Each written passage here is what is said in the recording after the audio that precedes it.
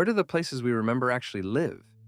Not in the streets themselves, not in the walls or windows, but somewhere quieter, somewhere inside us. We carry rooms we have not entered in decades, doorways that no longer exist, light that fell a certain way on an afternoon that ended long ago. And yet, when we close our eyes, they return. This episode explores the quiet persistence of place and memory, and what it might mean for how we understand ourselves. Along the way, we will pause with a painting by Johannes Vermeer, look at what researchers have learned about the relationship between memory and place, and listen for echoes of our own experience. Let us begin with an image. In the collection of the Rijksmuseum in Amsterdam, there is a small painting by Johannes Vermeer titled "The Little Street." Painted around 1658, it shows the facade of two modest brick houses on a street in Delft, the Dutch town where Vermeer spent his entire life. The scene is quiet.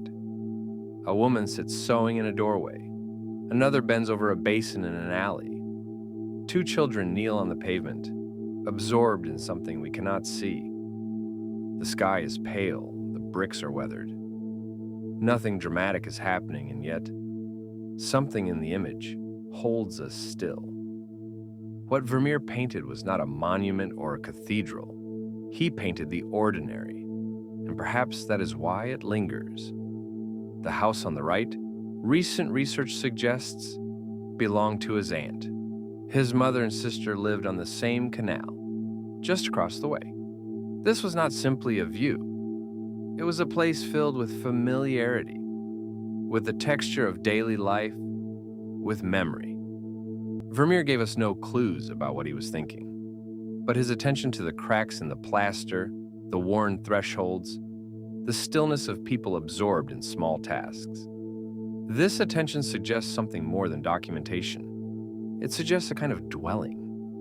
Why do certain places take root inside us? Researchers in environmental psychology have studied the emotional bonds people form with physical places, what is sometimes called place attachment.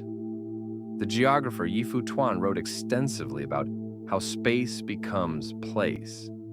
He proposed that when we experience a location with attention and feeling, it transforms from abstract space into something meaningful, a place. This transformation, he suggested, involves not only what we see, but also what we remember, what we feel, and who we are becoming. More recent research has connected this idea with autobiographical memory, the memories that define our personal history. Studies by Eleanor Ratcliffe and Kalevi Korpela have shown that the memories we associate with meaningful places can influence how we perceive those places, even years later. When we recall a favorite location, we often also recall the emotions we felt there, the sounds, the textures, the quality of light. These memories are not simply records, they are reconstructions, shaped by who we were at the time and who we have become since. Some researchers have also found that autobiographical memories associated with place tend to be more vivid, more emotional, and more connected to our sense of self than memories cued by other means. There is something about place, its sensory richness, its stability, that seems to anchor memory in a particular way. This brings us to the second idea, the role of the senses. Anyone who has walked into a room and suddenly remembered a long-forgotten day knows how powerful sensory experience can be. Psychologists have named this phenomenon the Proust effect, after the famous passage in which the French writer Marcel Proust describes how the taste of a small cake dipped in tea brought back a flood of childhood memories. The science behind this experience is now well documented. The olfactory system, our sense of smell, has a direct neural pathway to brain regions involved in memory and emotion, including the hippocampus and the amygdala. This is unusual. Other senses pass through different processing centers before reaching these areas. As a result, smells often evoke memories that are more emotional and more immediate than memories triggered by sight or sound. But it is not only smell. Any sensory experience, a particular quality of light, the feel of worn wood beneath the hand, the sound of voices in a stairwell, can become linked to memory in ways that bypass conscious thought. We do not decide to remember. The memory arrives. This research suggests something important about the places we carry inside us. They are not simply visual images, they are composites of sensation, layered, embodied, and intimate. The third idea concerns what place memories do for us. Researchers have proposed that memories of meaningful places can support psychological restoration. When we imagine or recall a favorite place, we may experience a mild form of the restorative benefits we would receive from being there. Studies have found that people who recall positive place-based memories often report feelings of calm, a sense of being away from daily pressures, and a renewed ability to focus.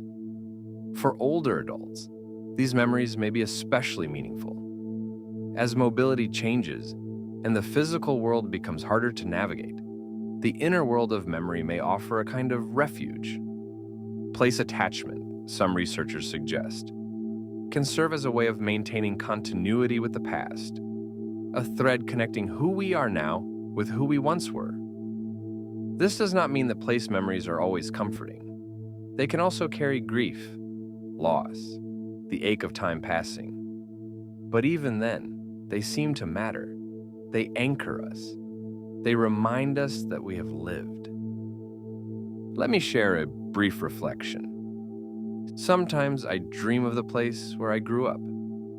I must have been around 10 years old, living in a modest apartment in a developing city in the late 1980s.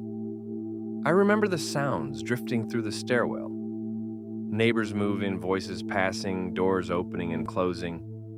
I remember children playing games whose names I have forgotten, the warmth of their bodies, the smell of sweat under the sun. Pigeons came to our balcony to eat the grain my mother left for them, their wings beating softly in the air.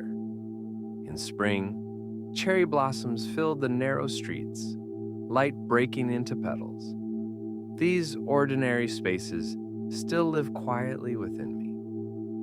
I do not think of these memories often, but when I look at Vermeer's painting, at the woman sewing in the doorway, the children kneeling on the stone, I recognize something. Not the place itself, the quality of attention, the way an ordinary moment can settle into us and remain. Let us draw these threads together. Place and memory are not separate.